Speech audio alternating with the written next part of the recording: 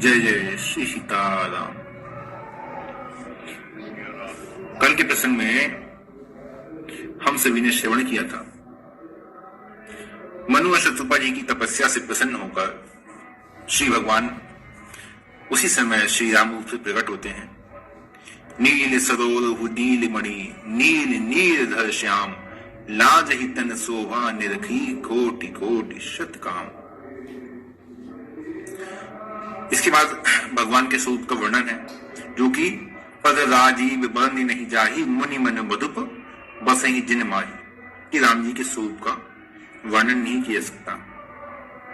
राम जी के बाग भाग में श्री आदि शक्ति शोभा की खान ना, श्री लक्ष्मी जी श्री सीता जी के रूप में सुशोभित है, क्योंकि है ना बैकुंठ विलास जासु लय हुई सपने हो संकट पर हुई है ना। लक्ष्मी जी का वचन है ना वही कि जिनके भ्रिकुटी विलास से इस सृष्टि की रचना हो जाती है और जिनके अंग से उपजही जासु अंश गुण खानी अगणित लक्ष्मी, जिनके एक अंश से अगणित देव की शक्तियां उत्पन्न होती हैं, ऐसी श्री जानकी ही वाम भाग में सुशोभित है। छवि समुद्र हरि रूप बिलो की एकटक रहे नैन पट रोकी।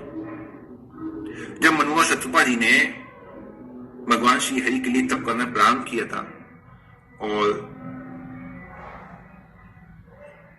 वही भगवान जब राम जी के रूप में सामने प्रकट हो गए तो उनकी जो इच्छा थी वो यही थी कि भगवान के दर्शनों के लिए उन्होंने तप किया था। हरि दर्श हेतु कलन तप लागे, भगवान के दर्शन के लिए तब किया था। और जब भगवान सामने आ गए तो मन की इच्छा पूरी हो गई। तो पहले तो भगवान को नेत्र भर के देख लिया, जितना मन किया उतना देख लिया। फिर तुरंत ही भगवान के चरण कमलों में मनु जी तुरंत दंडवत हो गए, तुरंत ही गिर पड़े। भगवान ने उनके सिर पर अपना हाथ फेरा, उन्हें उठाया और कहा कि मुझे अत्यंत प्रसन्न और महादानी जानकर जो भी तुम्हारे मन में हो वो तुम मांग लो। मनु जी के मन में यही था कि जब भगवान आ ही गए हैं तो मेरे घर में संतान बन के आए, लेकिन कहते हुए बड़ा संकोच हो रहा था। तो मनु जी ने कहा कि दानी शिरोमणि कृपा निधि नाथ कहूं सती भाई, मैं सच्चे हृदय से कहता हूं कि चाहूं तुम ही समान सुत प्रभु सन कौन दुराव। मैं आपके ही समान सुत चाहता हूं, आपके समान पुत्र चाहता हूं, आपसे मैं क्या छुपाऊं।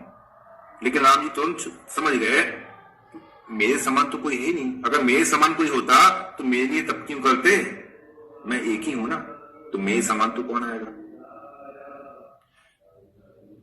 तो पहले तो कह रहा है कि नाथ कहूं सती भाई, कि मैं भी आपसे छुपा कर क्या कहूं, मैं आपके समान ही पुत्र चाहता हूं।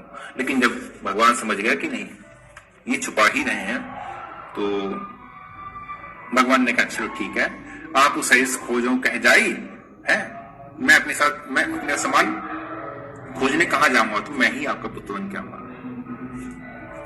देखी प्रीति सुनी बचन अमोले एवं मस्तु करुणा निधि, बोले बाबा ने कहा ठीक है ऐसा ही होगा। अब भगवान ने माता शतरूपा जी से, जो कि हाथ जोड़ के सामने खड़ी हुई थी, उनसे कहा कि देवी अब आपकी भी जो रुचि हो, जो भी आपकी इच्छा हो वो आप मांग लो। तो उन्होंने भी कहा कि ठीक है भी मनु महाराज ने जो वरदान मांगा है उसमें आप मुझे भी सम्मिलित कीजिए। यदि आप इनकी संतान बन के आए तो मुझे माता बनने का सौभाग्य प्राप्त हो। और भगवान के चरणों में प्रेम मांगा, भगवान ने सब स्वीकार कर लिया। तब मनु जी ने कहा कि प्रभु मैं आपसे कुछ और भी कहना चाहता हूं कि आपके चरणों में मेरा प्रेम सदा ही पुत्र भाव से ही हो, चाहे इसके लिए फिर कोई मुझे मूर्ख ही क्यों ना कहे। और आपसे वियोग होते ही मेरे प्राणों का अंत हो जाए। भगवान ने कहा कि ठीक है, ऐसा ही होगा। आप ऐसा कीजिए, आप इस समय देवताओं की नगरी में जाकर निवास कीजिए, अमलपुर में जाइए, वहां निवास कीजिए, और वहां पे जब आप सुख भोग लेंगे तो कुछ दिन के बाद, कुछ समय के बाद, जब आप अयोध्या में दंपत्ति होंगे, अयोध्या के आप राजा होंगे, तब मैं आपके यहाँ पुत्र रूप से अवतार लूंगा। क्यों? क्योंकि मेरे समान तो कोई है ही नहीं, इसलिए मैं ही आपका पुत्र बन के आऊंगा। और अंशन सहित ले अवतारा, मैं अपने अंशों के सहित अवतार लूंगा। अब मनुष्य उत्पत्ति जी का ये जो प्रसंग है, यहां पे ये बात बिल्कुल स्पष्ट है। जब हम प्रारंभ से प्रसंग को पढ़ते हैं, उसके बाद जब प्रसंग पूर्ण होता है, तो वहां एक बात स्पष्ट हो जाती है कि जो भगवान श्री हरि हैं, जिनको वासुदेव कहते हैं, श्रीपति कहते हैं, अगुण, अखंड, अनादि, अकल, है ना, अज, व्यापक, ब्रह्म, जिनको कहते हैं, उन्हीं ने मनु जी को वरदान देकर श्री राम अवतार धारण किया। इसलिए जो भगवान का तुरीय रूप है राम नाम, और जो भगवान का सगुण साकार रूप है जो निराकार ब्रह्म में प्रकट हुए हैं, इन दोनों में कोई भेद नहीं है। यहां पे एक बात बड़े विचार करने वाली है। इससे पहले के, है ना, तीनों हेतु में, तीनों जो अवतार कहे हैं, वहां पे एक शब्द आया है, आप सभी ने सुनते हुए ध्यान नहीं दिया होगा। वहां पे एक शब्द आया है कल्प, लेकिन यहां पे कल्प नहीं आया। जैसे जय विजय के अवतार में एक कल्प यही विधि अवतारा, फिर जब जलंधर का अवतार हुआ तब एक कल्प सुरदेह की दुखारे समर जलंधर सब सनहारे। फिर नारद जी के अवतार में नारद श्राप दीन एक बारा, और कल्प एक लगी तही अवतार, कल्प एक तही लगी अवतार। उस समय भी तीनों में देखिए कल्प आया ना। लेकिन जब ये भगवान का अवतार हुआ है, तो फिर अब यहां पे किसी भी कल्प का जिक्र नहीं किया गया, किसी भी कल्प का जिक्र नहीं किया गया है। आप मानस जी के रहस्य सुन रहे हैं ना, अब देखिए ये भी एक रहस्य है। क्यों रहस्य है? अभी सती जी ने कौन सा प्रसंग सुना है? अभी सती जी ने, मतलब पार्वती जी ने अभी राम जी की कथा सुनना ही है ना, राम जी की कथा का प्रसंग सुनना ही है। और इससे ठीक पहले के जन्म में ही, ठीक इससे पहले के जन्म में जब पहुंच जाए माता सती के जन्म में, तो माता सती के जन्म में राम जी की परीक्षा लेने के लिए गई थी। राम जी की परीक्षा लेने के लिए गई थी ना, जब शंकर जी ने कहा था कि जय सच्चिदानंद जग पावन, और वहां पे फिर शंकर जी ने यही भी कहा माता पार्वती को समझाते हुए कि अब जिन अखंड अनादि पर ब्रह्म की मैं तुमको लीला कथा कह रहा हूं, इन्हीं की परीक्षा लेने के लिए तुम गई थी, तुमने इन्हीं की परीक्षा ली थी और किसी की नहीं। और जब इन्हीं की परीक्षा ली थी, अर्थात वो समय कौन सा? त्रेता युग था। और माता सती ने उसके पश्चात राम जी से प्रार्थना करी और अपने शरीर का त्याग किया, शरीर का त्याग किया। उसके पश्चात फिर पार्वती जी का जन्म हुआ, और पार्वती जी के विवाह के बाद पार्वती जी ने फिर राम जी की कथा सुनना प्रारंभ कर दी। तो अभी तक जो कल्प की बात आई, एक कल्प लगी ही अवतारा, है ना, बार बार कल्प की बात आई, एक कल्प ए विधि अवतारा, वो कल्पों की कथा आई। लेकिन अब जो कथा चल रही है, जो शंकर जी सुना रहे हैं, इसका अर्थ है ये वर्तमान की कथा है। वर्तमान का अर्थ है जिस समय शंकर जी, जिस त्रेता युग में शंकर जी माता पार्वती को सुना रहे हैं, ये उसी त्रेता युग की कथा है जो राम जी की लीला हो चुकी है। उसी त्रेता युग की कथा अब शंकर जी सुना रहे हैं। जिस कल्प में ये कथा पार्वती जी को सुनाई जा रही है, ये उसी कल्प का अवतार है। इससे क्या बात सिद्ध हुई? इससे पहली बात तो ये सिद्ध हुई कि इससे पहले के जो अवतार कहे थे, वो इस अवतार से पहले हो चुके हैं। और रामचरितमानस का निर्माण, रामचरितमानस का निर्माण होना भी इससे पहले ही सिद्ध हो चुका है। क्योंकि सती जी के शरीर में ही भगवान शंकर जी के साथ सती जी ने इस कथा को सुना था। लेकिन ये जो कारण बताया ना, ये उसी कल्प का कारण बताया कि देखो ये जो कारण अभी तुम्हें बताया ना, ये उसी कल्प का कारण है। लेकिन रामचरितमानस केवल एक कल्प की कथा नहीं है। ये यहां पे जो कल्प नहीं आया है वो इसीलिए नहीं आया है कि ये जो चौथा अवतार कहा है ये उस समय राम जी का अवतार हुआ है। लेकिन रामचरितमानस केवल एक कल्प की कथा नहीं है। रामचरित सतकोटि पारा, 100 करोड़ रामायण शंकर जी ने देखी है, तब जाके एक रामचरितमानस की रचना करी है। हाँ, अवतार के हेतु में ये अवतार भी कहा है क्योंकि इन्हीं अवतार के कारण माता सती को भ्रम हुआ था। तो भ्रम की निवृत्ति के लिए मूल रूप में इस अवतार की कथा कहना भी आवश्यक था, जिससे कि उनका भ्रम नष्ट हो।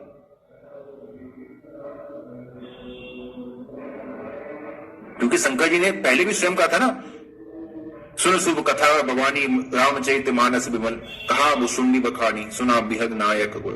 वो कथा सुनो जिस कथा को जब सती जी का वियोग हो गया उस समय हंस शरीर धारण करके मैं काकभुशुंडी जी से सुन चुका हूं। ये वही कथा है।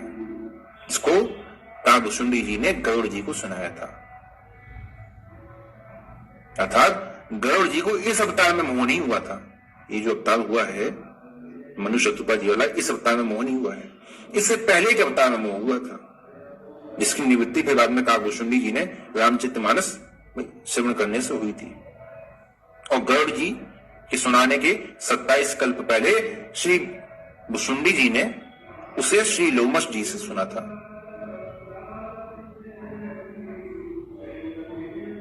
तो रामचरितमानस पहले की है, लेकिन ये कल्प की कथा कहना भी आवश्यक था।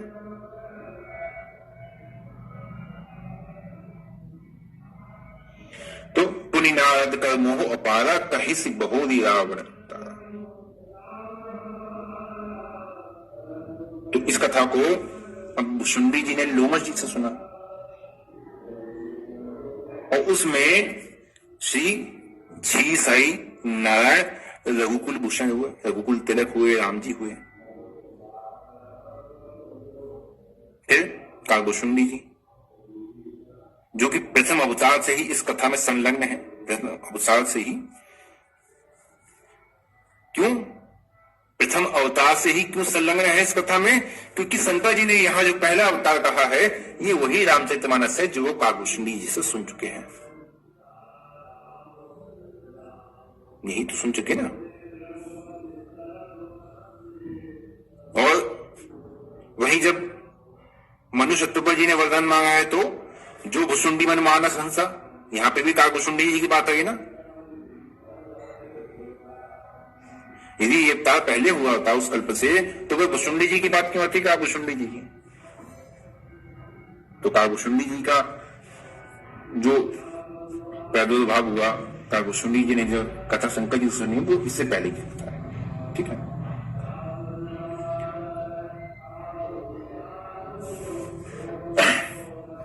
भगवान शंकर जी भी इसी कारण सती जी को समझाते हुए उस समय कह रहे हैं कि देखो मुनि धीर जोगी सिंध संतत विमल मन जहि ध्यावहि, कहिने तिन गम पुराण आगम जासु कीरति गावहि, सोई राम व्यापक ब्रह्म भुवन निकाय पति माया धनी, अवतरेउ अपने भगत हित निज तंत नित रघुकुल मणि।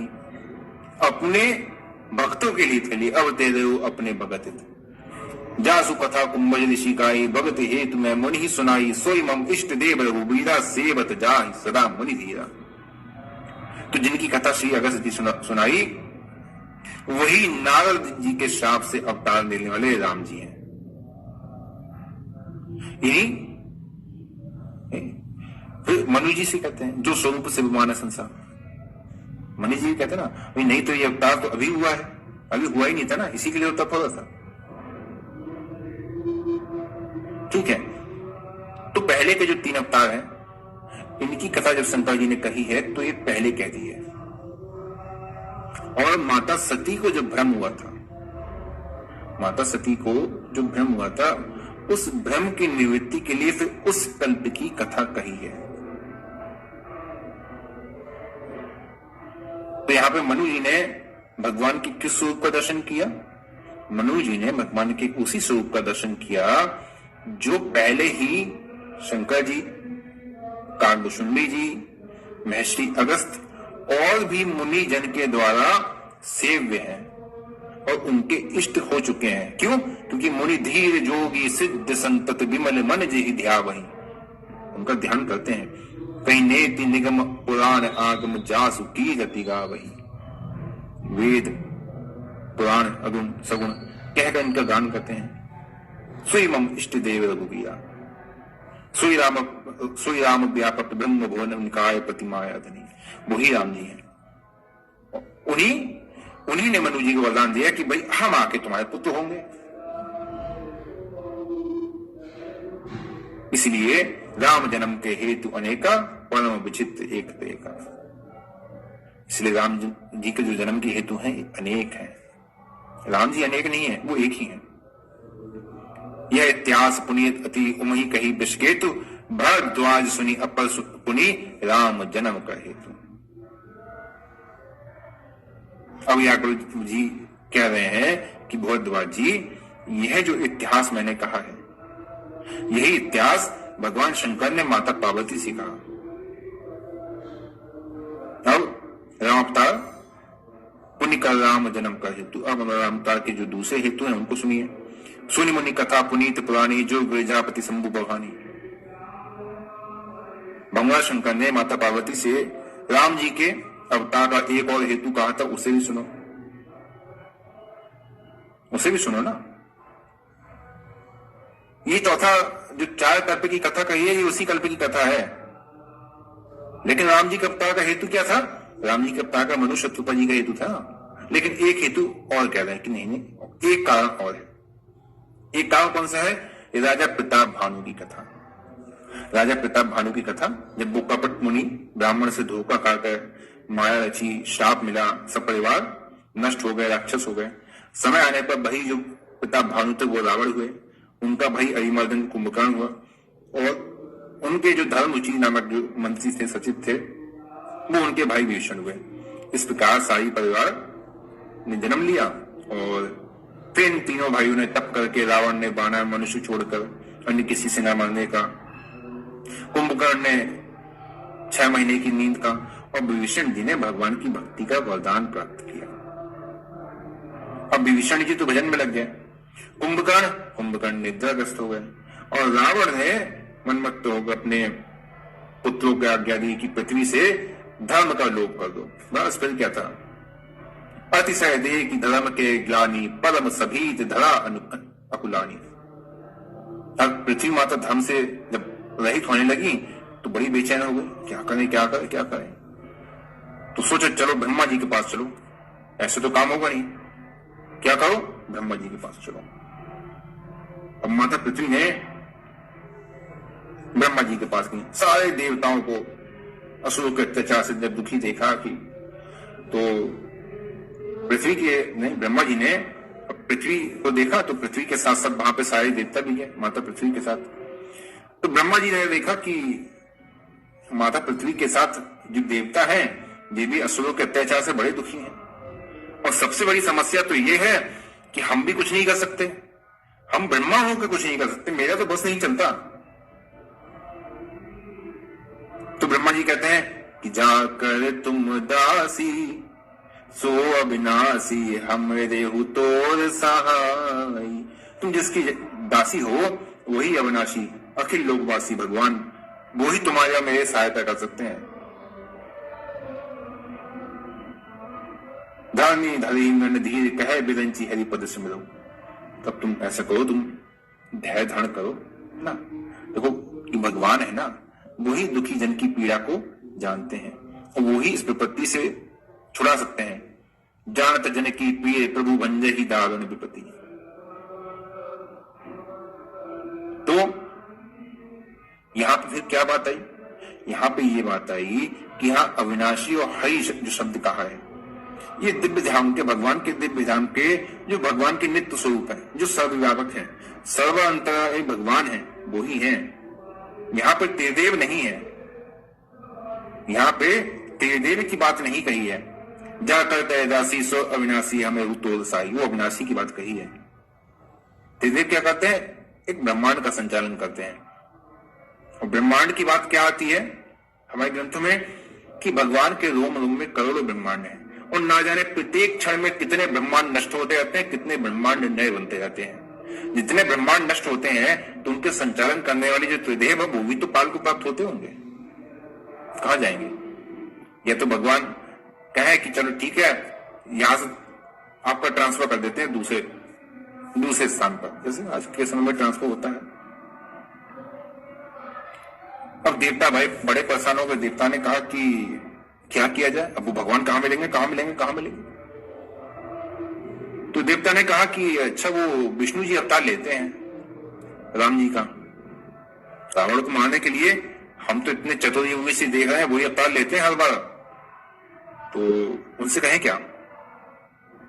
बैठे सुर सब कर ही बिचारा, कह पाए प्रभु कर ये पुकारा। अब विचार कर रहे हैं कि अब भगवान को कहां ढूंढे। अगर विष्णु जी होते तो विष्णु जी के पास तो आंख बंद करके पहुंच जाते हैं देवता। कितने प्रसंग आए हैं जब देवता भगवान विष्णु जी के पास पहुंच गए हैं, लेकिन अब जब भगवान हरि की बात आई है तो बगले झांक रहे हैं, क्या करें क्या करें, कहां जाए? क्यों? क्योंकि वो जो भगवान है वो त्रिदेव वाले तो है नहीं, वो तो अखिल ब्रह्मांड नायक है। वो त्रिदेव वाले ब्रह्मांड नायक तो नहीं कि इस ब्रह्मांड के अपने अधिपति हम ही हैं, क्योंकि उनके पास तो जाना देवताओं को सुगम था ही।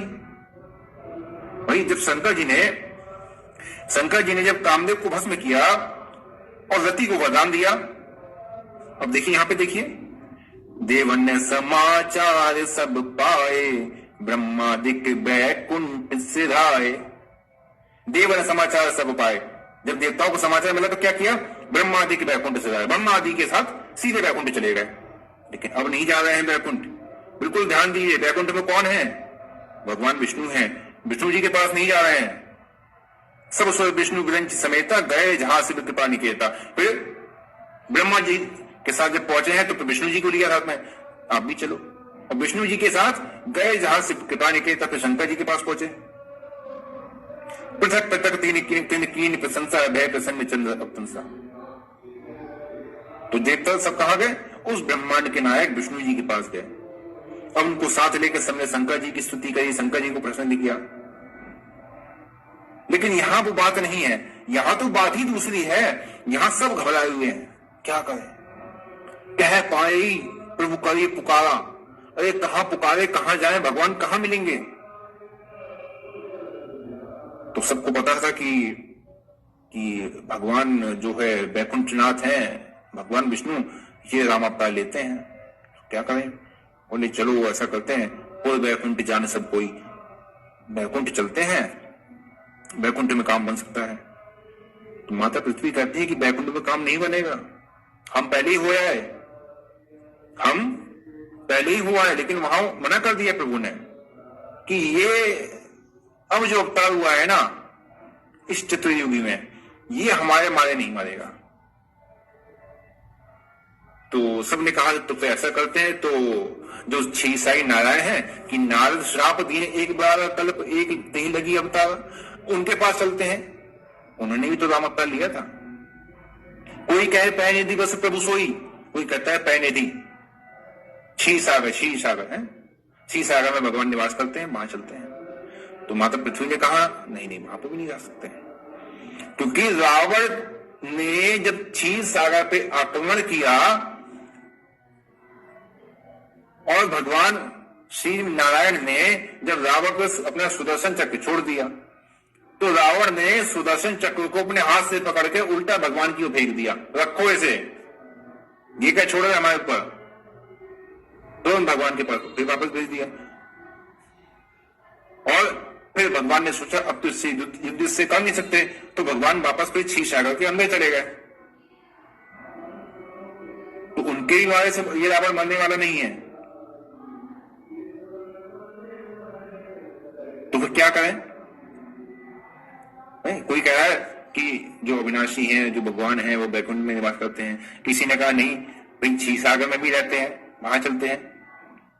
तो शंकर जी कहते हैं पार्वती उस समाज में उस समय मैं भी उपस्थित था, लेकिन मुझे अवसर नहीं मिल रहा था। जैसे ही अवसर मिला और मैंने देखा कि ये लोग परेशान है, इनका काम बैकुंठ में जाने से भी नहीं होगा, क्षीर सागर में भी जाने से नहीं होगा, इनका काम अब ऐसे होगा। इनका काम अब कैसे होगा, ये तो कल होगा, आज तो नहीं होगा। आज के लिए यही विश्राम देते हैं। जय जय श्री सीता।